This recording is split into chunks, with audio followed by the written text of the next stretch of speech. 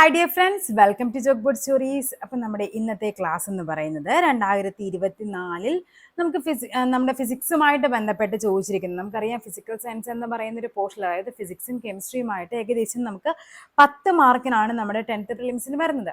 അപ്പോൾ അത് ഈ ഏകദേശം ഈ 2024 ചോദിച്ച പ്രധാനപ്പെട്ട കുറച്ച് ക്വസ്റ്റ്യൻ പേപ്പർ മാത്രം ഏകദേശം ഒരു 50 ക്വസ്റ്റ്യൻസ് നമ്മൾ ഇന്ന് ഡിസ്കസ് ചെയ്യുന്നുള്ളൂ. അതുമായി ബന്ധപ്പെട്ട കുറച്ച് കണക്റ്റഡ് ഫാക്ട്സും ഒക്കെ ആയിട്ട്, അതായത് നിങ്ങൾ ഈ 10th പ്രിലിംസിന് പോകുമ്പോൾ ആവർത്തിക്കുന്ന ചോദ്യങ്ങളായിരിക്കാം ഇതൊക്കെ. ഇതൊന്നും എന്ത് ചെയ്ത് സ്കിപ്പ് ചെയ്യാതെ നമ്മളെ ഒരിക്കലും എക്സാമിന് പോകാൻ പറ്റാത്ത കുറച്ച് ടോപ്പിക്കുകളാണ് ഇന്നത്തെ ക്ലാസ്സിൽ വരുന്നത്. അപ്പൊ നമ്മുടെ ഈ 50 ക്വസ്റ്റ്യനിലൂടെ നമുക്ക് ഫിസിക്സ് ഏകദേശം ഒന്ന് റിവിഷൻ ചെയ്ത് വരാം. ഓക്കെ, അപ്പൊ നമ്മുടെ ഫസ്റ്റ് ക്വസ്റ്റ്യൻ എന്താന്ന് നോക്കിക്കേ. എന്താണ് പറഞ്ഞിരിക്കുന്നത്? ദൃശ്യപ്രകാശം അതിന്റെ ഘടകവർണ്ണങ്ങളായി വേർപിരിയുന്ന പ്രതിഭാസമാണ് എന്തെന്ന് പറയുന്നത്? ദൃശ്യപ്രകാശം അതിന്റെ ഘടകവർണ്ണങ്ങളായി വേർപിരിയുന്നതിനെ പറയുന്ന പേരാണെന്ത്? പ്രകീർണനം അഥവാ ഡിസ്പേർഷൻ. പ്രകീർണനം എന്ന് പറയുന്നത്.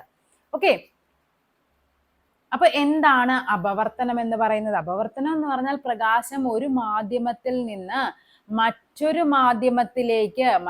മാധ്യമത്തിലേക്ക് പോകുമ്പോൾ അതിന്റെ പാതയ്ക്ക് എന്ത് സംഭവിക്കുന്നുണ്ട്? ചരിഞ്ഞു പതിക്കുമ്പോൾ, അതായത് ഇപ്പൊ ഈ ഒരു ലൈറ്റ് ഇങ്ങനെ ചരിഞ്ഞു പതിപ്പിക്കുകയാണ്, ഇവിടെ ഒരു ഗ്ലാസ് ഉണ്ടെങ്കിൽ എന്താണ്, അതിന്റെ പാതയ്ക്ക് ചെറിയൊരു ഡീവിയേഷൻ സംഭവിക്കും, ഇങ്ങനെ നേരെ പോകില്ല.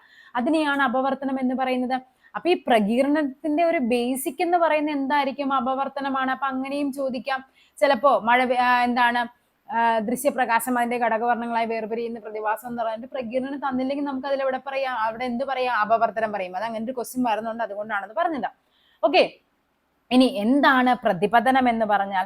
അതായത് ഒരു വസ്തുവിൽ തട്ടി, ഇപ്പൊ എന്താണ്, ഇങ്ങനെ ഒരു വസ്തുവിൽ തട്ടിയിട്ട് എന്ത് ചെയ്യുന്നുണ്ട്, അത് തിരിച്ച് അതേപോലെ തന്നെ പോകുന്നത്, അതിനെയാണ് നമ്മൾ പ്രതിപതനം എന്ന് പറയുന്നത്. എന്താണ് വിസരണം എന്ന് പറഞ്ഞാൽ?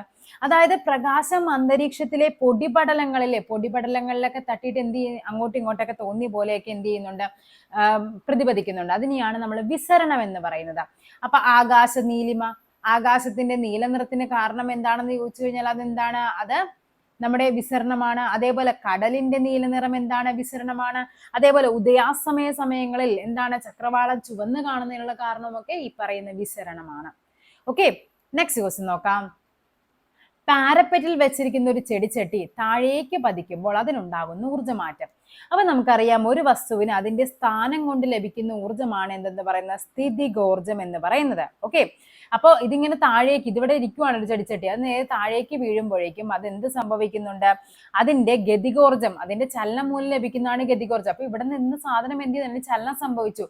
അപ്പൊ അവിടെ എന്താ സംഭവിക്കുന്നത്? ഗതികോർജം കൂടിക്കൂടി വരികയും സ്ഥിതികോർജം എന്ത് സംഭവിക്കുന്നു? കുറഞ്ഞു വരികയും. ഗതികോർജം എന്ന് പറയുന്നത് എന്താണ്?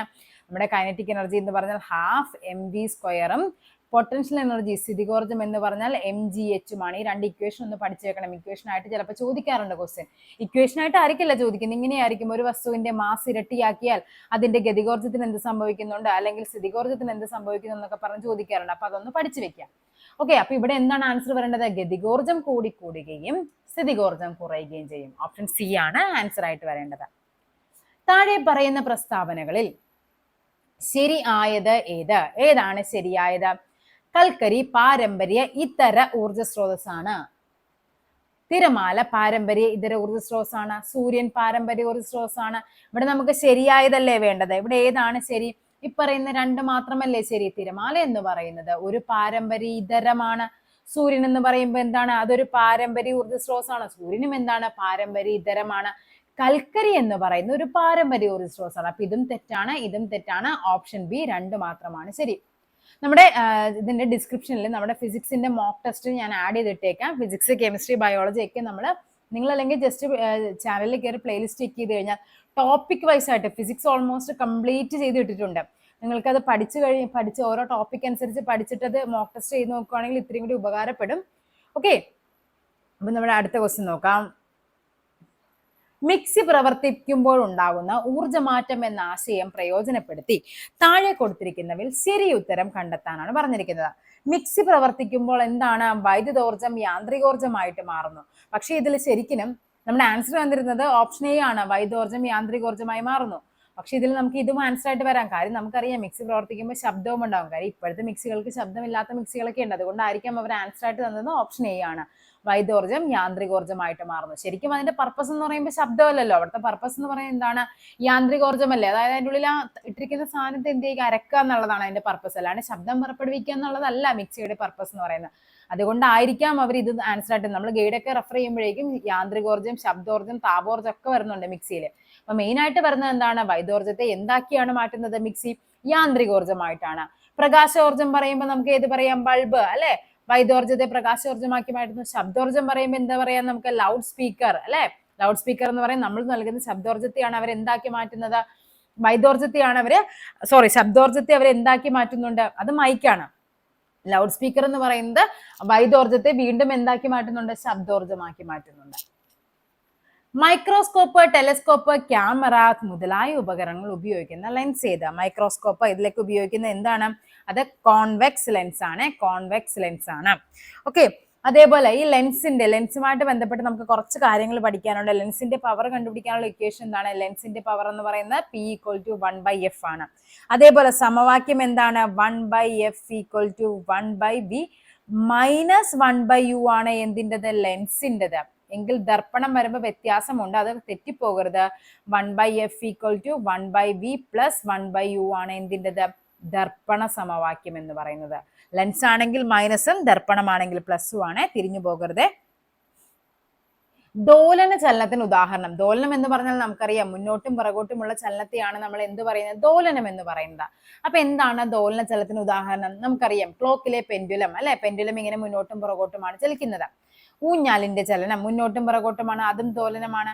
മീട്ടുമ്പോഴുള്ള വീണക്കമ്പിയുടെ ചലനം അത് കമ്പനമാണ്. ദ്രുതഗതിയിലുള്ള ദോലനത്തെയാണ് നമ്മൾ എന്ത് പറയുന്നത്? കമ്പനം എന്ന് പറയുന്നത്. അപ്പൊ അതും എന്താണ്? ദോലനത്തിന് ഉദാഹരണമാണ്. ജെയിന്റ് വീലിന്റെ ചലനം ഇതാണ് എന്ത്? ദോലന ചലനത്തിന് ഉദാഹരണമല്ലാത്തതാണ് നമ്മളോട് ചോദിച്ചിരിക്കുന്നത്. Next question. ഇതുവരെ നിർമ്മിച്ചതിൽ വെച്ച് ഏറ്റവും വലിയ ബഹിരാകാശ ദൂരദർശിനിയാണ് ജെയിംസ് വെബ്. അപ്പൊ പഠിച്ചു വെക്കുക, ജെയിംസ് വെബ് ടെലസ്കോപ്പ് ഇതുവരെ നിർമ്മിച്ചതിൽ വെച്ച് ഏറ്റവും വലിയ ബഹിരാകാശ ദൂരദർശിനിയാണ് ജെയിംസ് വെബ്. സവിശേഷതകൾ ഉൾപ്പെടാത്തത്. അപ്പൊ അതിന്റെ സവിശേഷതകൾ നിങ്ങൾ പഠിച്ചു വെക്കുക. ഹബിൾ ദൂരദർശിനിയുടെ പരിധിയേക്കാൾ 100 മടങ്ങ് മങ്ങിയ വസ്തുക്കളെ നിരീക്ഷിക്കാൻ സാധിക്കും. ശരിയാണ്.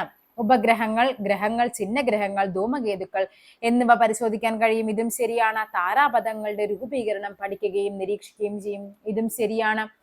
വെബ് ദൂരദർശിനി ഭൂമിക്ക് ചുറ്റും നിശ്ചിത ഓർബിറ്റിൽ കറങ്ങിക്കൊണ്ടിരിക്കുന്നത്. ഇതെന്താണ്? L2 എന്ന് പറയുന്ന ഒരു ലഗ്രാഞ്ച് പോയിന്റിലാണ് എന്ത് ചെയ്യുന്നത്? ഈ പറയുന്ന ഈ ഒരു ജെയിംസ് വെബ് റൊട്ടേറ്റ് ചെയ്യുന്ന ആ ഒരു പോയിന്റിനെയാണ് ചുറ്റിക്കൊണ്ടിരിക്കുന്നത് കേട്ടോ. അതേപോലെ ഭൂമിയോടൊപ്പം തന്നെ സൂര്യനെയും അത് ചുറ്റുന്നുണ്ട്. അപ്പൊ ഈ L2 എന്ന് പറയുന്ന ലഗ്രാഞ്ച് പോയിന്റിനെയാണ് അത് ചുറ്റുന്നതെന്ന് ഓർത്ത് വെക്കുക. അപ്പൊ ഇതാണ് നമ്മുടെ ആൻസർ എന്ന് പറയുന്ന ഓപ്ഷൻ ഡി ആണ്. സവിശേഷതകൾ ഉൾപ്പെടാത്തതല്ലേ ചോദിച്ചിരിക്കുന്നത്. അപ്പൊ ഇതാണ് ഓപ്ഷൻ ഡി ആണ് ആൻസർ ആയിട്ട് വരേണ്ടത്. ഇന്ത്യയുടെ സൗരദൗത്യം ഏതാണ്? സൗരദൗത്യം എന്ന് പറയുന്നത് ആദിത്യ L1 ആണ്. ഒരു വസ്തുവിന് അതിന്റെ ചലനം കൊണ്ട് ലഭ്യമാകുന്ന ഊർജമാണ് എന്തെന്ന് പറയുന്ന? ഗതികോർജം. ഗതികോർജം എന്ന് പറയുന്നത് എന്താണ്? Kinetic energy. ഇക്വേഷൻ എന്താണ്? 12mv². ഗതികോർജം താഴെ തന്നിരിക്കുന്നവയിൽ എന്തിനെല്ലാം ആശ്രയിക്കുന്നു? എന്തിനേക്ക് ആയിരിക്കാം? എം മാസിനെ ഉണ്ട്, മാസ് ഉണ്ട്. വി എന്ന് പറയുന്നത് എന്താണ്? വെലോസിറ്റി, പ്രവേഗം. ഇതിന് രണ്ടിനെയും മാത്രമേ അത് ഡിപ്പെൻഡ് ചെയ്യുന്നുള്ളൂ. ഇക്വേഷൻ വെച്ച് നോക്കുമ്പോൾ തന്നെ നമുക്കറിയാം.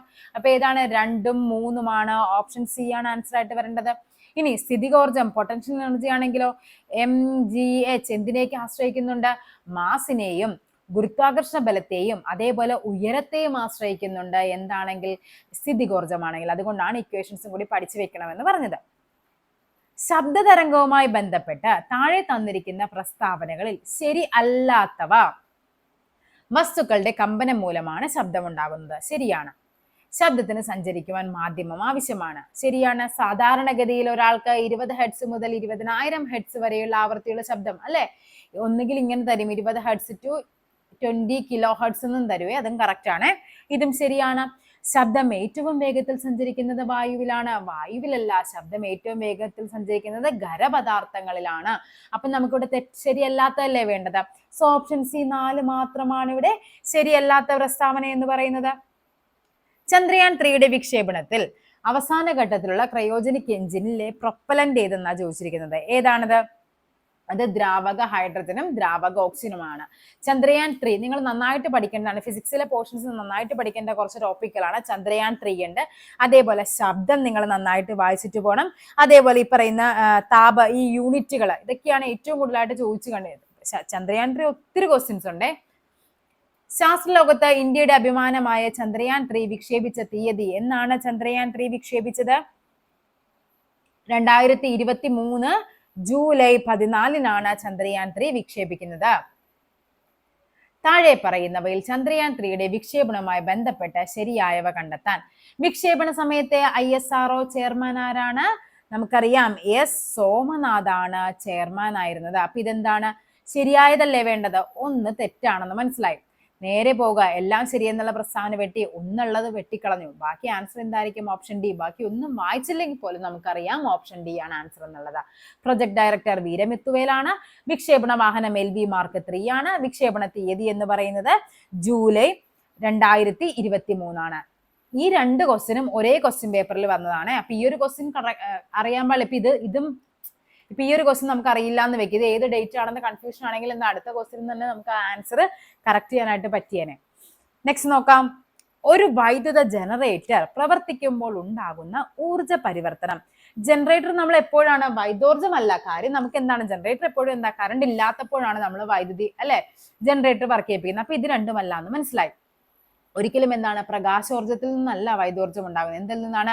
യാന്ത്രികോർജ്ജത്തിൽ നിന്നാണ് അവിടെ വൈദ്യുതോർജ്ജം ഉണ്ടാകുന്നത്. ഓപ്ഷൻ ഡി ആണ് ആൻസർ ആയിട്ട് വരേണ്ടത്. താഴെ തന്നിരിക്കുന്ന പ്രസ്താവനകളിൽ ഒരു സമതല ദർപ്പണത്തെ സംബന്ധിച്ച ശരിയായവ ഏതെല്ലാം? ശരിയായവയാണ് വേണ്ടത്. വസ്തുവും ദർപ്പണവും തമ്മിലുള്ള അകലവും ദർപ്പണവും പ്രതിബിംബവും തമ്മിലുള്ള അകലവും തുല്യമാണ്. ശരിയാണ്. വസ്തുവിന്റെ വലിപ്പം തന്നെയായിരിക്കും പ്രതിബിംബത്തിനും. ശരിയാണ്.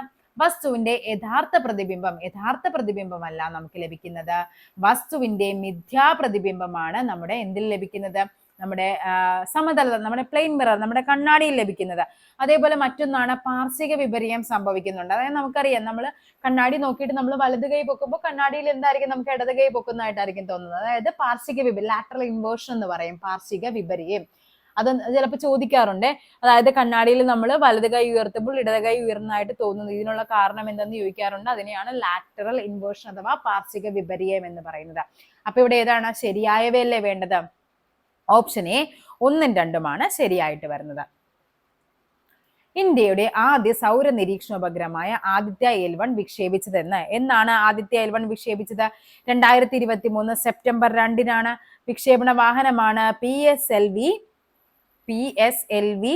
C57 ആണ് വിക്ഷേപണ വാഹനം.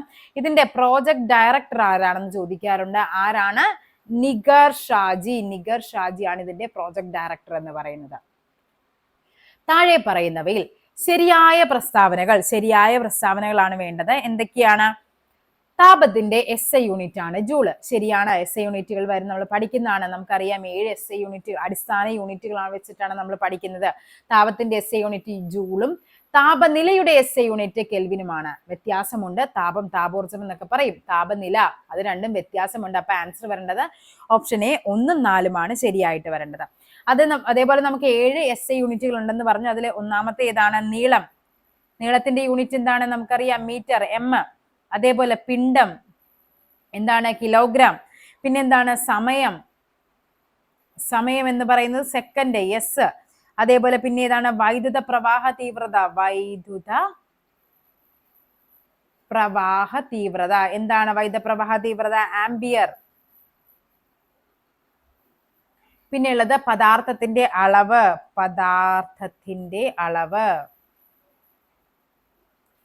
പദാർത്ഥത്തിന്റെ അളവെന്ന് പറയുന്നത് മോൾ ആണ്, മോള്. അപ്പൊ 1 2 3 4 5 ആയിട്ടുണ്ട്. പിന്നെ ഉള്ളത് ഏതായിരുന്നു പദാർത്ഥത്തിന്റെ അളവ്? പ്രകാശ തീവ്രത. എന്താണ് പ്രകാശ തീവ്രതയുടെ യൂണിറ്റ്? ക്യാൻഡല. CD എന്ന് പറയും, CD ക്യാൻഡല. പിന്നെയുള്ളത് ഈ പറയുന്ന താപനിലയുടെ SI യൂണിറ്റ് എന്താണ്? കെൽവിൻ ആണ്. ഓക്കെ, ഇത്രയുമാണ് നമുക്ക് അടിസ്ഥാന യൂണിറ്റുകളായിട്ട് നമുക്ക് പഠിക്കാനുള്ളത്. നെക്സ്റ്റ് ക്വസ്റ്റ്യൻ എന്താന്ന് നോക്കാം. എന്താ പറഞ്ഞിരിക്കുന്നത്? താഴെ പറയുന്നവയിൽ തെറ്റായ ജോഡി. ഇതേ ടോപ്പിക്ക് തന്നെയാണ് വരുന്നത്. എന്താണെന്ന് നോക്കിക്കേ. പവറിന്റെ യൂണിറ്റ് ആണ് എന്ത്? വാട്ട് എന്ന് പറയുന്നത്. പ്രവൃത്തിയാണ് എന്ത്? ജൂളാണ്. ഊർജവും എന്താണ്? ജൂളാണ്. ബലം എന്ന് പറയുന്ന പാസ്കൽ അല്ല, ബലത്തിന്റെ യൂണിറ്റ് എന്ന് പറയുന്നത് ന്യൂട്ടൺ ആണ്, ന്യൂട്ടൺ. ഓക്കെ, ഇത് ചോദിക്കാറുള്ളതാണ്. അതേപോലെ വ്യാപക മർദ്ദം, അതും എന്താണ്? ന്യൂട്ടൺ ആണ്. അതേപോലെ ഊർജവും പ്രവൃത്തിയും ജൂളാണ്. താപോർജം ജൂളാണ്. ഊർജം, പ്രവൃത്തി, താപോർജം, ഇത് മൂന്നും എന്താണ്? ജൂളാണ്. താപോർജം, ജൂള്. പിന്നെ എന്തൊക്കെയാണ് നമുക്ക് പഠിക്കാനുള്ളത്? വ്യാപകമർദ്ദം പറഞ്ഞു. പിന്നെ പവറിന്റെ യൂണിറ്റ് ആണ് എന്താ? വാട്ട്. ഓക്കെ, എന്തൊക്കെയാണ് ഏറ്റവും ബേസിക് ആയിട്ട് പഠിക്കേണ്ട കുറച്ച് യൂണിറ്റുകൾ. നെക്സ്റ്റ് നോക്കാം. കോൺവെക്സ് ലെൻസ് ഉപയോഗിച്ച് പരിഹരിക്കാവുന്ന കണ്ണിന്റെ ന്യൂനതകൾ എന്തൊക്കെയാണ്? ദീർഘദൃഷ്ടി കോൺവെക്സ് ലെൻസ് ആണ്. അതേപോലെ വെള്ളെഴുത്തും കോൺവെക്സ് ലെൻസ് ആണ്. ഹ്രസ്വദൃഷ്ടിക്ക് ഏതാണ്? ഹ്രസ്വദൃഷ്ടിക്ക് കോൺകേവ് ആണ് ഹ്രസ്വദൃഷ്ടി. ഓക്കെ, അപ്പൊ ഏതാണ് ആൻസർ? ഓപ്ഷൻ സി 2, 3 ആണ് ഇവിടെ ആൻസർ ആയിട്ട് വരേണ്ടത്. നെക്സ്റ്റ് ക്വസ്റ്റ്യൻ നോക്കാം. 2 സമതല ദർപ്പണങ്ങൾ 60 ഡിഗ്രി കോണളവിൽ വെച്ചാൽ അവക്കിടയിൽ ഉണ്ടാകുന്ന പ്രതിബിംബങ്ങളുടെ എണ്ണം എത്ര? പഠിച്ചു വെക്കുക. ഇക്വേഷൻ ആണ് n = 360 ഡിവൈഡഡ് ബൈ θ-1. ഇതാണ് ഇതിന്റെ ഇക്വേഷൻ എന്ന് പറയുന്നത്. അപ്പൊ അതായത് നമുക്ക് പറയുകയാണ് 2 ദർപ്പണങ്ങളെ ഇത് തമ്മിലുള്ള ആംഗിൾ എന്ന് പറയുന്നത് 60 ഡിഗ്രി ആണെങ്കിൽ ഇതിനുള്ളിൽ എത്ര പ്രതിബിംബങ്ങൾ ഉണ്ടാകുന്ന ചോദിച്ചിരിക്കുന്നത്. അപ്പൊ ഇവിടെ എത്ര വരും? 360 ഡിവൈഡഡ് ബൈ 60 - 1 എന്ന് വരും. ഇതും കട്ടായി പോകും. 36 6 കൂടി 6 തവണ 6 - 1 എന്ന് പറയുന്നത് 5 ആണ്. സോ ഓപ്ഷൻ സി ആണ് നമുക്ക് ആൻസർ ആയിട്ട് വരേണ്ടത്. അപ്പൊ ഒന്ന് പഠിച്ചു വെക്കുക. 360 ഡിവൈഡ് ബൈ, ഇപ്പൊ തീറ്റ അതായത് ആംഗിൾ എന്ന് പറയുന്നത് 30 ഡിഗ്രി ആണ്. അതായത് തമ്മിൽ വെച്ചിരിക്കുന്ന ആംഗിൾ ഇങ്ങനെയാണ്. 30 ഡിഗ്രി ആംഗിളിലാണ് 2 മിറേഴ്സ് വെച്ചിരിക്കുന്നതെങ്കിൽ എത്രയായിരിക്കും? 30 - 1 എന്ന് വരും, കട്ടായി പോകും. ഇവിടെ എത്ര വരും? 12. 12 - 1 എന്ന് പറയുന്നത് 11 ഇമേജ് ഫോം ചെയ്യും അവിടെ. ഓക്കെ, നെക്സ്റ്റ് നോക്കാം. ദോലന ചലനത്തിൽ പെടാത്തവ ഏതെല്ലാം? ആട്ടുകട്ടിലിന്റെ ചലനം നമുക്കറിയാം, മുന്നോട്ടും പുറകോട്ടുമാണ്. അപ്പൊ ആട്ടുകട്ടിൽ ദോലനമാണ്. അപ്പൊ ഒന്നുള്ളതെല്ലാം അങ്ങ് കട്ട് ചെയ്തു. ഇനി ഫാനിന്റെ ദളങ്ങളുടെ ചലനം, ദളങ്ങൾ നമുക്കറിയാം റൗണ്ടറാണ്, മുന്നോട്ടും പിന്നോട്ടും അല്ല ചലിക്കുന്നത്. അപ്പൊ 2 നമുക്ക് ഉണ്ടെന്നറിയാം. അപ്പൊ ഓക്കെ 2. നെക്സ്റ്റ് എന്താണ്? ക്ലോക്കിലെ പെൻഡുലത്തിന്റെ ചലനം, ഇതല്ല അല്ലെ? ക്ലോക്കിലെ പെൻഡുലത്തിന്റെ ചലനം എന്താണ്? ദോലനമല്ലേ? അപ്പൊ ഇത് ദോലനമാണ്. അപ്പൊ എന്താണ് നമ്മുടെ ആൻസറിൽ വരില്ല. അപ്പൊ 3ഉമല്ല.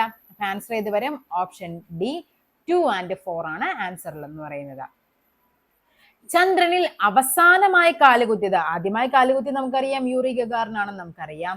അപ്പൊ എന്താണ് അവസാനമായി കാലുകുത്തിയത്? യൂജിൻ സെർണൻ ആണ്. യൂജിൻ സെർണൻ. ഗുരുത്വാകർഷണം മൂലമുള്ള ത്വരണം ജിയെ സംബന്ധിച്ച് താഴെ പറയുന്ന പ്രസ്താവന ശരിയായത്? ധ്രുവപ്രദേശങ്ങളിലാണ് ജിക്ക് പരമാവധി മൂല്യമുള്ളത്. ഭൂമധ്യരേഖാ പ്രദേശത്ത് ജിക്ക് എന്താണ്? പരമാവധി മൂല്യമുണ്ട്. 2 സ്റ്റേറ്റ്മെന്റും എന്താണ്? കോൺട്രഡിക്ഷൻ ആണ് അല്ലെ? 1 ശരിയായ 2 ശരിയാവില്ല, 2 ശരിയായ 1 ശരിയല്ല. അപ്പൊ നമുക്കറിയാം 1ഉം 2ഉം കൂടി നമുക്ക് എന്തായാലും ആൻസറിൽ വരില്ല. ഓക്കെ, അപ്പൊ ഇതും തെറ്റല്ലേ? 1ഉം 2ഉം ഇവിടെ ആൻസറിലുണ്ട്. നമുക്ക് അങ്ങനെ ഓപ്ഷൻ നമുക്ക് എലിമിനേറ്റ് ചെയ്യാൻ പറ്റും. പിന്നെ ഇത് രണ്ടും തമ്മിലുള്ള കണക്ഷൻ നമുക്ക് നോക്കിയാൽ മതി. നമുക്കറിയാവുന്ന ഒരു കാര്യമാണ് ഭൂകേന്ദ്രത്തിൽ എന്താണ്? ഇത് 0 ആണെന്ന് അറിയാം. ഓക്കെ, അതേപോലെ തന്നെ എന്താണ്? ധ്രുവപ്രദേശങ്ങളിലാണ് ജിക്ക് പരമാവധി മൂല്യമുള്ളത്. ഏകദേശം 9.83 വരും കേട്ടോ ധ്രുവപ്രദേശങ്ങളിൽ എന്ന് പറയുന്നത്. നമ്മുടെ ഭൂമധ്യരേഖാ പ്രദേശം 9.78 ഒക്കെ വരാറുള്ളൂ.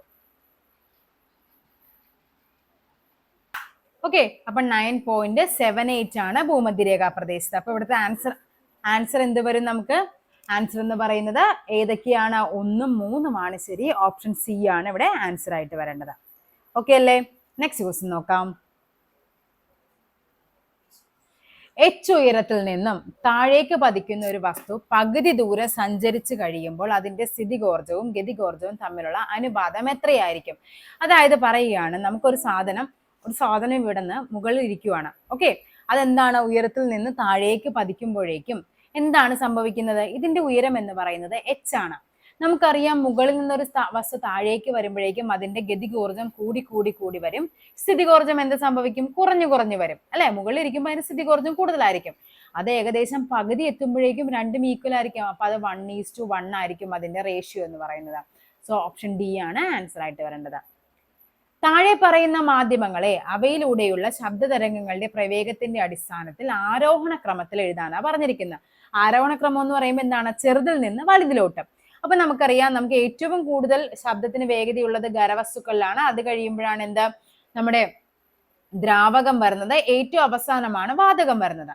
അപ്പൊ ഏറ്റവും കുറവ് ഏതിനായിരിക്കും? വാതകത്തിനായിരിക്കും. അപ്പൊ 2 ആണ് ആദ്യം വരേണ്ടത്. നേരെ പോകുക, 2 ഉള്ളത് മാത്രം ആദ്യം എടുക്കുക. അപ്പൊ ഇത് 2ഉമല്ല, 2 ആണ് ആദ്യം വരേണ്ടത്. പിന്നെയാണ് നമുക്ക് ഡൗട്ട് വരേണ്ടത് ശുദ്ധജലത്തിനായിരിക്കോ സമുദ്രജലത്തിനായിരിക്കോ? നമ്മുടെ ഓപ്ഷൻ 4 ഉണ്ടായിരുന്നത് 2 ആയിട്ട് കുറഞ്ഞിട്ടുണ്ട്. ശുദ്ധജലത്തിനായിരിക്കും അതിനുശേഷം വരുന്നത്. സമുദ്രജലത്തിന് എന്താണ്? സമുദ്രജലത്തിന്റെ ശബ്ദത്തിന്റെ പ്രവേഗം എന്ന് പറയുന്നത് ഏകദേശം 1531 വായുവിന്റെ എന്ന് പറയുമ്പോൾ ഏകദേശം 340 മീറ്റർ പെർ സെക്കൻഡ് നമ്മൾ പറയുന്നത്. ശുദ്ധജലമാണെങ്കിൽ 1498. അപ്പൊ എങ്ങനെയാണ്? വായു ആദ്യം വരും, അതിനുശേഷം ശുദ്ധജലം വരും, പിന്നീടാണ് എന്ത്? സമുദ്രജലം വരുന്നത്. അപ്പൊ ഓപ്ഷൻ എ ആണ് ആൻസർ ആയിട്ട് വരേണ്ടത്. നെക്സ്റ്റ് നോക്കാം. ഇന്ത്യയുടെ സൗര മിഷനായ ആദിത്യ L1 ഭൂമിയിൽ നിന്നുള്ള അകലം ഭൂമിയും സൂര്യനും തമ്മിലുള്ള അകലത്തിന്റെ എത്ര ശതമാനമാണ്? അത് 1% ആണ്. താഴെ പറയുന്നവയിൽ ഏതാണ് ചന്ദ്രയാൻ 3 മിഷന്റെ റോവർ ഏതായിരുന്നു? പ്രഗ്യാനും ലാൻഡറാണ് ഇത് വിക്രം എന്ന് പറയുന്നത്. ഒരു വസ്തുവിന് സ്ഥാനം കൊണ്ട് ലഭ്യമാകുന്ന ഊർജമാണ് എന്ത്? സ്ഥിതികോർജം അല്ലെ. ചലനം കൊണ്ടാണെങ്കിൽ എന്താണത്? ഗതികോർജമാണ്. ഗോളീയ ദർപ്പണത്തിന്റെ വക്രത ആരം 40 സെന്റിമീറ്റർ ആണെങ്കിൽ ഫോക്കസ് ദൂരം F എന്താണ് നമ്മൾ പഠിക്കുന്നത്? R/2 വക്രത ആരം. അപ്പൊ എത്ര വരും? 40/2 വരും, അതായത് 20 സെന്റിമീറ്റർ ആണ്. സോ ഓപ്ഷൻ ഡി 20 സെന്റിമീറ്റർ ആണ് ആൻസർ ആയിട്ട് വരേണ്ടത്. നെക്സ്റ്റ് നോക്കാം. ചന്ദ്രയാൻ 3 ദൗത്യത്തിന്റെ റോവർ ഏതാണ്? നമ്മൾ നേരത്തെ പറഞ്ഞതാണ്, പ്രഗ്യാനാണ് റോവർ എന്ന് പറയുന്നത്. ദ്രവ്യത്തിന്റെ 5ാമത്തെ അവസ്ഥ നമുക്കറിയാം. ഖരം, ദ്രാവകം, വാതകം, പ്ലാസ്മ, ബോസ് ഐൻസ്റ്റീൻ കണ്ടൻസേറ്റ്. ഇതാണ് 5ാമത്തെ അവസ്ഥ എന്ന് പറയുന്നത്. 6ാമത്തെ അവസ്ഥയ്ക്ക് നമുക്ക് പഠിക്കാനുണ്ട്. എന്താണ്? Fermionic condensate. 7ാമത്തെ അവസ്ഥയാണ് കോർക്ക് ഗ്ലൂവോൺ പ്ലാസ്മ എന്ന് പറയുന്നത്. ഹൈഡ്രോളിക് ജാക്കിന്റെ പ്രവർത്തന തത്വം എന്താണ്? ഹൈഡ്രോളിക് ജാക്ക് എന്ന് പറയുന്ന പാസ്കൽ നിയമമാണ്. അതായത് എന്താണ്? ഒരു നിശ്ചലാവസ്ഥയിലുള്ള ദ്രാവകത്തിന്റെ എവിടെയെങ്കിലും ഒരിടത്ത് നമ്മൾ മർദ്ദം പ്രയോഗിച്ചു കഴിഞ്ഞാൽ അത് എന്ത് സംഭവിക്കും? ഇവിടെയുള്ള മൊത്തത്തില് ഇവിടെ എന്താണ്? വാട്ടർ ആണെങ്കിൽ എന്താണ്? ഇവിടെ നമ്മളൊരു മർദ്ദം പ്രയോഗിച്ചു കഴിഞ്ഞാൽ, ഇവിടെ എക്സിൽ നമ്മൾ മർദ്ദം പ്രയോഗിച്ചു കഴിഞ്ഞാൽ ഈ വൈ എന്ന് പറയുന്നത് മൊത്തത്തിൽ ഇവിടെ ഈക്വൽ ആയിട്ടായിരിക്കും ആ മർദ്ദം അവിടെ ഏൽക്കുന്നത്. അതിനെയാണ് നമ്മൾ പാസ്കൽ നിയമം എന്ന് പറയുന്നത്. അതായത് നിശ്ചിതാവസ്ഥയിലുള്ള ദ്രവ്യത്തിന്റെ ഏതെങ്കിലും ഒരു ഭാഗത്ത് പ്രയോഗിക്കുന്ന മർദ്ദം എല്ലാ ഭാഗത്തും ഒരേപോലെ അനുഭവപ്പെടും. ഇനി പാസ്കൽ നിയമത്തിന് മറ്റൊരു എക്സാമ്പിൾ ആണ് എന്താ? മണ്ണുമാന്തി യന്ത്രം ചോദിച്ചിട്ടുണ്ട്. മണ്ണുമാന്തി യന്ത്രം പ്രവർത്തിക്കുന്നത് ഏത് നിയമത്തെ അടിസ്ഥാനമാക്കിയാണെന്ന് ചോദിച്ചിട്ടുണ്ട്. മണ്ണുമാന്തി യന്ത്രം, ഓക്കെ, അതെന്ന് പറയുന്നത് ഈ പറയുന്ന പാസ്കൽ നിയമമാണ്. പിന്നെ നമ്മുടെ ഫ്ലഷ് ടാങ്ക് എന്താണ്? പാസ്കൽ നിയമവുമായി ബന്ധപ്പെട്ടതാണ്. മറ്റൊന്നാണ് ആർക്കമിഡീസ് തത്വം. അതാണ് അന്തർവാഹിനികള്, കപ്പലുകള്, അതിന്റെയൊക്കെ പ്രവർത്തനത്വം ചോദിക്കാറുണ്ട്. അതെന്ന് പറയുന്ന ആർക്കമിഡീസ് പ്രിൻസിപ്പിൾ ആണ്. Archimedes principle. ദ്രവ്യത്തിന്റെ ഏതവസ്ഥയാണ് 2023 കണ്ടെത്തിയത്? Chiral Bose liquid state. നമുക്ക് ഇതൊക്കെ നമ്മൾ ഏകദേശം ഇതെന്താണ്? 5ാമത്തെയാണ്, ഇത് 6ാമത്തെയാണ്, ഇത് 7ാമത്തെയാണ് നമ്മൾ പഠിച്ചിട്ടുണ്ട്. അപ്പൊ ഇതാണ് ഏറ്റവും ലേറ്റസ്റ്റ് ആയിട്ട് കണ്ടുപിടിച്ച ചിറാൽ ബോസ് ലിക്വിഡ് സ്റ്റേറ്റ് എന്നുള്ളതാണ്. പ്രകാശരശ്മി ഒരു പ്രിസത്തിലൂടെ കടന്നു പോകുമ്പോൾ 7 വർണ്ണങ്ങളായി മാറുന്ന പ്രതിഭാസമാണ്. കണ്ടോ, നമ്മൾ നേരത്തെ പറഞ്ഞു പ്രകീർണനം ഓപ്ഷനിൽ തന്നിട്ടില്ല. അപ്പൊ അവിടെ എന്തായിരിക്കും? അപവർത്തനമായിരിക്കും അവിടെ ആൻസർ ആയിട്ട് വരേണ്ടത്. ലോ ഓഫ് ഇനേഷ്യ എന്നറിയപ്പെടുന്ന ന്യൂട്ടന്റെ ചലന നിയമം നമുക്കറിയാം. ന്യൂട്ടന് 3 ചലന നിയമങ്ങളാണുള്ളത്. ജഡത്വ നിയമം എന്നറിയപ്പെടുന്നത് ഏതാണ്? ഈ പറയുന്ന 1ാം ചലന നിയമമാണ്. 3ാം ചലന നിയമമാണ് റോക്കറ്റിന്റെ ഒക്കെ പ്രവർത്തനത്വം. ഏതൊരു പ്രവർത്തനത്തിനും എന്താണ്? തുല്യ വിപരീതവുമായ പ്രതിപ്രവർത്തനം ഉണ്ടാകും. 2ാം ചലന നിയമമാണ് ബലം. F=ma എന്ന് പറയുന്നത് 2ാം ചലന നിയമമാണ്. ഹൈഡ്രോളിക് ലിഫ്റ്റിന്റെ പ്രവർത്തന തത്വമാണ് എന്ത്? പാസ്കൽ നിയമം. താഴെ പറയുന്നവയിൽ ദൂരത്തിന്റെ യൂണിറ്റ് ഏത്? ദൂരം, മീറ്റർ എന്ന് പറയുന്ന ദൂരത്തിന്റെ യൂണിറ്റ് ആണ്. പ്രകാശവർഷം ദൂരത്തിൻ്റെതാണ്. ക്യാൻഡില എന്തിൻ്റെതാണ്? പ്രകാശ തീവ്രതയുടെ യൂണിറ്റ് ആണ് ക്യാൻഡില എന്ന് പറയുന്നത്. അപ്പൊ ആൻസർ ചെയ്ത് വരും ഓപ്ഷൻ സി. 1ഉം 2ഉമാണ് ഇവിടെ ആൻസർ ആയിട്ട് വരേണ്ടത്. മഴവില്ലുണ്ടാകുന്നതിന്റെ കാരണം ഏതാണ്? പ്രകാശ പ്രകീർണനമാണ്. എന്താണ്? സമന്വിത പ്രകാശം, ദൃശ്യപ്രകാശം അതിന്റെ ഘടകവർണ്ണങ്ങളായി വേർപിരിയും. അതിന് അപവർത്തനം വരും, പൂർണ്ണാന്തരിക പ്രതിഫലനം വരും. ഇതെല്ലാം മഴവില്ലിനുണ്ടാവുന്ന റീസൺസ് ആണ്. അപ്പൊ അതൊന്നും ഇതിനകത്തില്ല. അതുകൊണ്ട് നമുക്ക് പ്രകാശ പ്രകീർണനം നമുക്ക് കൊടുക്കാം. മണ്ണെണ്ണയുടെ സാന്ദ്രത 810 kg/m³ ആണെങ്കിൽ മണ്ണെണ്ണയുടെ ആപേക്ഷിക സാന്ദ്രത എന്ന് പറയുന്ന എല്ലാത്തിനെയും എന്താണ്? ജലത്തിനെ അപേക്ഷിച്ച് എത്രയെന്നാ ചോദിക്കുന്നത്. മണ്ണെണ്ണയുടെ സാന്ദ്രത 810 ആണ്. ജലത്തിന്റെ എന്ന് പറയുന്ന 1000 ആണ്. അപ്പൊ എത്ര വരും? 0.810 ആയിരിക്കും. അതായത് എപ്പോഴും ആപേക്ഷിക സാന്ദ്രത എന്ന് പറയുന്നത് എപ്പോഴും ഏതെങ്കിലും ഒന്നിനെ അപേക്ഷിച്ച് അതിന് എത്രയെന്നാണ് ചോദിക്കുന്നത്. ഓക്കെ, അപ്പൊ ഇവിടെ എത്രയാണ്? 0.810 ആണ്. ഓപ്ഷൻ എ ആണ് ആൻസർ ആയിട്ട് വരേണ്ടത്. നെക്സ്റ്റ് നോക്കാം.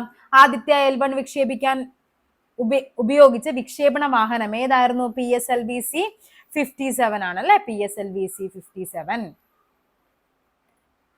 എന്താണ് കേവല പൂജ്യം? കേവല പൂജ്യം എന്ന് പറയുന്നത് -273 ഡിഗ്രി സെൽഷ്യസിനെയാണ് കേവല പൂജ്യം എന്ന് പറയുന്നത്.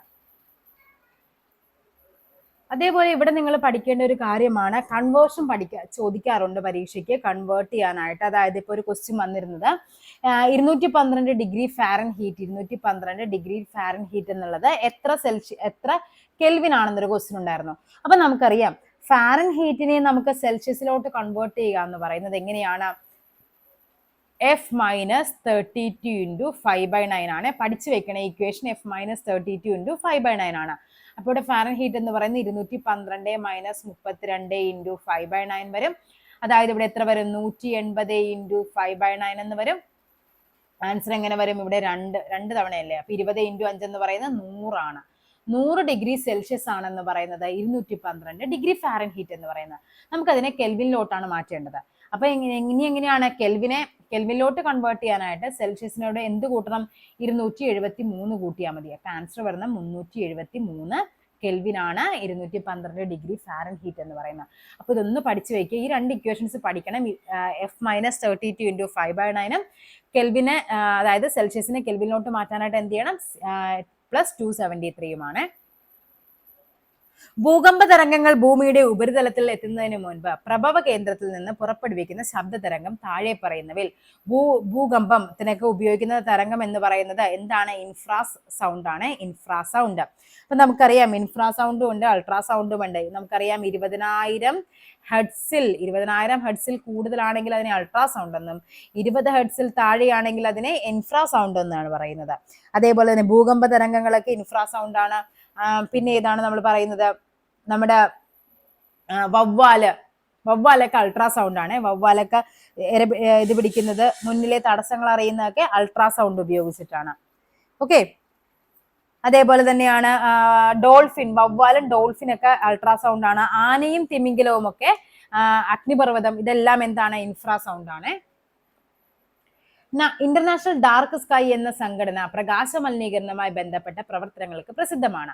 ഈ സംഘടന ഇന്റർനാഷണൽ ഡാർക്ക് സ്കൈ വീക്ക് ആയിട്ട് ആചരിക്കുന്നത് ഏപ്രിൽ മാസത്തിലെ കറുത്ത വാവാണ്. ഇത് ടെക്സ്റ്റ് ബുക്ക് ഫാക്ട് ആണ്. SCERT പഴയ ടെക്സ്റ്റ് ബുക്കിൽ ഉണ്ടായിരുന്നതാണ്. 2023 ഭൗതിക ശാസ്ത്ര നോബൽ സമ്മാന ജേതാക്കളാണ് ആരൊക്കെ? Pierre Agostini, Ferenc Krausz, Anne L'Huillier. ഇവർക്ക് എന്തിനായിരുന്നു ലഭിച്ചത്? ഇമ്പോർട്ടന്റ് ആണ് കേട്ടോ. 2023 ഭൗതിക ശാസ്ത്ര നോബൽ നിങ്ങൾ പഠിക്കുക. ഫിസിക്സ്, ഭൗതിക ശാസ്ത്രം, രസതന്ത്രം, അതേപോലെ സയൻസ് പഠിക്കുമ്പോൾ, നമ്മുടെ ബയോളജി പഠിക്കുന്ന സമയത്ത് നമ്മുടെ വൈദ്യശാസ്ത്രവുമായി ബന്ധപ്പെട്ട നോബൽ പ്രൈസ് പഠിക്കുക. ഏതെങ്കിലും ഒരു ക്വസ്റ്റ്യൻ ഉറപ്പായിട്ടും ചോദിക്കാം. അത് 2023 ചോദിക്കാം, അതേപോലെ തന്നെ 24 ചോദിക്കാം. രണ്ടും പഠിച്ചിട്ടേ പോകാവുള്ളൂ. ഇവർക്ക് എന്തായിരുന്നു? ദ്രവ്യത്തിലെ ഇലക്ട്രോഡൈനാമിക്സിനെ കുറിച്ച് പഠിക്കുന്നതിനും അതിന്റെ എന്താണ് ആറ്റോ സെക്കൻഡ്സ് അങ്ങനെയൊക്കെ എന്തോ ബന്ധപ്പെട്ടതായിരുന്നു പിയറി അഗസ്റ്റോനിക്കും ഫെറൻ ക്രൗസിനൊക്കെ ലഭിച്ചത്. ഇനി 2024 ആർക്കൊക്കെയാണ്? ജോൺ ജെ ഹോപ്ഫീൽഡും അതേപോലെ തന്നെ എന്താണ്? ജോൺ ആൻഡ് ജിഫ്രി എന്ന് കണക്ട് ചെയ്ത് പഠിക്കുക. John and Geoffrey E Hinton. ജോണിനും ജിഫ്രിക്കുമാണ് 2024 ഭൗതിക ശാസ്ത്ര നോബൽ ലഭിച്ചത്. എന്തിനായിരുന്നു അവർക്ക് ലഭിച്ചത്? കൃത്രിമ ന്യൂറൽ നെറ്റ്വർക്കിന് വേണ്ടിയിട്ടാണ്. കൃത്രിമ ന്യൂറൽ നെറ്റ്വർക്കുകൾ ഉപയോഗിച്ചുള്ള മെഷീൻ ലേണിംഗ് ആണ്. മെഷീൻ ലേണിംഗിനാണ് അവർക്ക് എന്ത് ലഭിക്കുന്നത്? ഈ പറയുന്ന നോബൽ പ്രൈസ് ലഭിച്ചത്. ആർക്കാണ്? John and Jeffrey. സൗരചൂളയിൽ ഉപയോഗിക്കുന്ന ദർപ്പണം ഏതാ? സൗരചൂളയിൽ ഏതാണ്? അത് കോൺകേവ് ദർപ്പണമാണ്. അതായത് നമ്മൾ അടിക്കുന്ന പ്രകാശം എന്ത് ചെയ്യണം? ഒരിടത്തേക്ക് കേന്ദ്രീകരിക്കണമെങ്കിൽ എന്താണ്? കോൺകേവ് ദർപ്പണത്തിനെ പറ്റുള്ളൂ. ഭൂമിക്ക് ചുറ്റുമുള്ള ചന്ദ്രന്റെ ചലനത്തിന് കാരണമായ ബലമാണ് എന്ത്? അഭികേന്ദ്ര ബലം. ശബ്ദ തീവ്രത അളക്കാനുള്ള യൂണിറ്റ് ആണ് എന്ത്? ഡെസിബൽ എന്ന് പറയുന്നത്. കെൽവിൻ നമുക്കറിയാം താപനിലയുടെ യൂണിറ്റ് ആണ്. മോൾ പദാർത്ഥത്തിന്റെ അളവ്. ആംബിയർ വൈദ്യുതപ്രവാഹ തീവ്രത. ചന്ദ്രന്റെ ദക്ഷിണ ധ്രുവത്തിൽ ആദ്യമായി ഇറങ്ങിയ രാജ്യമാണ് ഏത്? ഇന്ത്യ. നമുക്കറിയാം ചന്ദ്രനിൽ ഇറങ്ങിയ 4ാമത്തെ രാജ്യവും സോഫ്റ്റ്ലാൻഡ്, ചന്ദ്രന്റെ ദക്ഷിണ ധ്രുവത്തിൽ സോഫ്റ്റ്ലാൻഡ് ചെയ്ത 1ാമത്തെ രാജ്യവുമാണ് ഇന്ത്യ എന്ന് പറയുന്നത്. അതേപോലെ ഓഗസ്റ്റ് 23 എന്താണ്? ബഹിരാകാശ ദിനമായിട്ടാണ് ആചരിക്കുന്നത്. എന്താണ്? ചന്ദ്രന്റെ ദക്ഷിണ ധ്രുവത്തിൽ ഇന്ത്യ സോഫ്റ്റ് ലാൻഡിംഗ് ചെയ്തതിന്റെ ഭാഗമായിട്ടാണ് എന്ത് പറയുന്നത്? ബഹിരാകാശ ദിനം ആചരിക്കുന്നത്. അതേപോലെ തന്നെ ആ പോയിന്റിനെ പറയുന്ന പേരാണ് ശിവശക്തി പോയിന്റ്. അതൊക്കെ പഠിക്കണേ. ചന്ദ്രയാൻ 3 ബന്ധപ്പെട്ട് ഫുൾ ഡീറ്റെയിൽസ്, അതായത് ഇതുവരെ ചോദിച്ചിരിക്കുന്ന എല്ലാ ക്വസ്റ്റ്യൻസും ഉൾപ്പെടുത്തിയ ഒരു ക്ലാസ് ഓൾറെഡി ചെയ്തിട്ടുണ്ട്. ജസ്റ്റ് നിങ്ങൾ കറണ്ട് അഫയറിന്റെ പ്ലേലിസ്റ്റ് എടുത്ത് ചെക്ക് ചെയ്താൽ കിട്ടും. ഞാനിത് നമ്മുടെ ഡിസ്ക്രിപ്ഷനിലും അതേപോലെ ഫസ്റ്റ് കമന്റ് ആയിട്ടും പിൻ ചെയ്തിട്ടേക്കാം. 2023 ഭൗതിക ശാസ്ത്ര നോബൽ പുരസ്കാരം ലഭിക്കാത്ത വ്യക്തി ഏത്? നമ്മൾ പറഞ്ഞു Pierre Agostini, Ferenc crows, all ലുലിയറിനൊക്കെ ലഭിച്ചു. അപ്പൊ ലഭിക്കാത്ത വ്യക്തി ക്ലോഡിയ ഗോൾഡിനാണ്. എക്കണോമിക്സിനായിരുന്നു ക്ലോഡിയ ഗോൾഡിന്. ഓക്കെ, അപ്പൊ നമ്മുടെ 50 ക്വസ്റ്റ്യൻസ് കഴിഞ്ഞിട്ടുണ്ട്. അപ്പൊ അടുത്തൊരു ടോപ്പിക്കുമായി വീണ്ടും കാണാം. താങ്ക്